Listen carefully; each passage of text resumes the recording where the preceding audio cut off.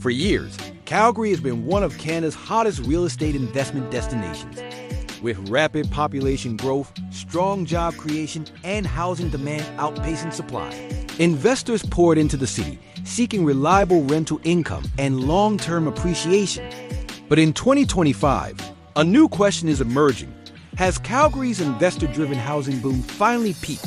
And are we about to see a pullback?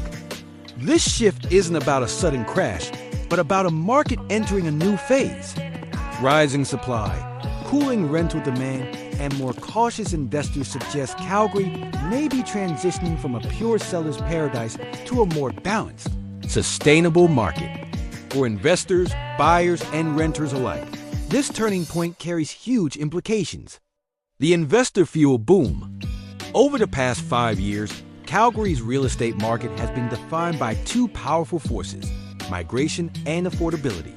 As Vancouver and Toronto became increasingly out of reach, buyers and investors turned to Alberta, where lower taxes, cheaper housing, and a thriving energy sector created fertile ground for growth. Investors, both individual landlords and institutional players, saw opportunity: high rental demand driven by immigration and interprovincial migration, positive cash flow potential compared to negative yield properties in Toronto or Vancouver, new construction projects, particularly in condos and multifamily units, that offer entry points for both domestic and foreign capital. This surge created a virtuous cycle. More investors meant more rental supply, but it also pushed property prices upward. Calgary benchmark prices climbed by nearly 20% between 2022 and 2024, with apartments seeing some of the steepest jumps. Warning signs of a peak, but by mid-2025, cracks in the narrative are becoming harder to ignore. Several warning signs point to the possibility that Calgary's investor market is peaking. 1. Rental demand cooling. While population growth remains strong, the rental absorption rate has slowed. After record highs in 2023 and 2024, Calgary's rental vacancy rate is inching upward. With thousands of new condo units and purpose-built rentals coming online, supply is finally catching up. This shift means landlords who once had bidding wars for tenants now face longer listing times and, in some areas, stagnant rents. For investors banking on continuous double-digit rent growth, this is a wake-up call. 2. Investor yields under pressure. Rental yields, the holy grail for property investors, are starting to narrow. With benchmark apartment prices hovering around $333,500 and rents plateauing, net returns are slipping. The calculus that once made Calgary Canada's best cash flow city isn't as compelling today. 3. Government and regulatory scrutiny. As affordability challenges mount, policymakers are keeping a close eye on investor activity. While Calgary hasn't introduced investor-specific taxes like Vancouver's speculation and vacancy tax, there's growing debate about measures to prioritize local buyers over speculative investors. Even the hint of future restrictions can temper enthusiasm in the investor community. 4. Shift to balanced market conditions. Perhaps the most telling sign: Calgary's inventory levels have more than doubled compared to 2023, where once homes sold within days, buyers now have more choice and bargaining power. Investors who rely on fast appreciation may find the environment less favorable. Why investors might pull back? So, why are investors considering scaling back now after years of enthusiasm? Lower returns. With rent growth cooling, cap rates are flattening. A market that once promised 6 to 7% returns may now offer 4 to 5%. Rising competition. Institutional players and developers dominate new supply, leaving smaller investors competing in a crowded space. Global market alternatives.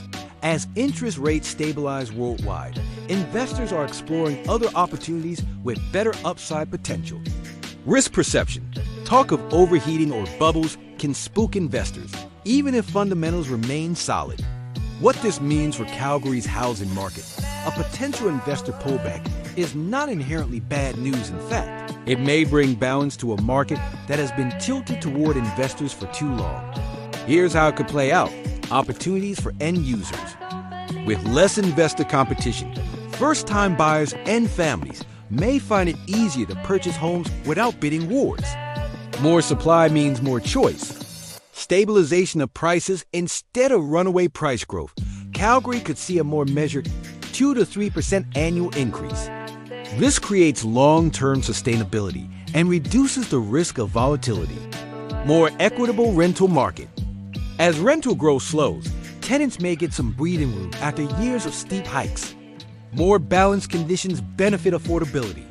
Focus on quality over quantity. Investors who remain will likely prioritize properties with strong fundamentals, good locations, transit access, and modern amenities rather than speculative plays.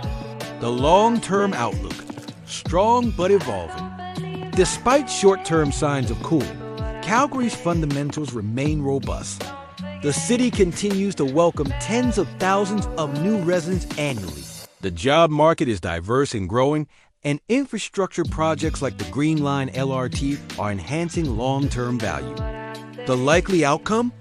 Calgary transitions from a frenzied, investor-fueled boom into a more sustainable growth phase.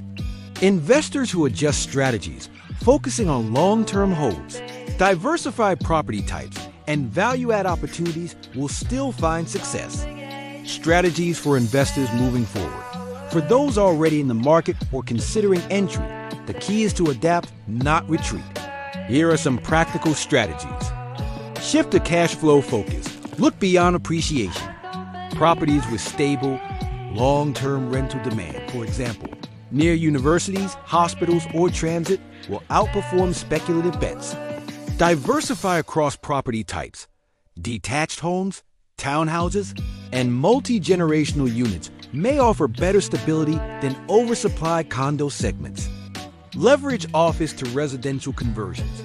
Calgary is pioneering downtown office conversions, and investors who partner with or buy into these projects may gain first-mover advantages. Think long-term. Calgary remains one of Canada's most affordable major cities. Holding property for 5 to 10 years will likely yield steady returns, even if short-term volatility exists.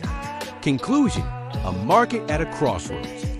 Calgary's investor market is no longer the runaway train it was just a few years ago. With cooling rental demand, flattening yields, and rising supply, investors may be shifting gears. But that doesn't mean the story is over, only that it's entering a new chapter. For end users, this is a chance to reclaim buying power. For investors, it's a call to be smarter, more selective, and more strategic. What do you think has Calgary's investor boom peaked? Or is this just a pause before the next wave? If you were investing today, would you double down on Calgary or explore other Canadian markets? Share your thoughts. I'd love to hear your take.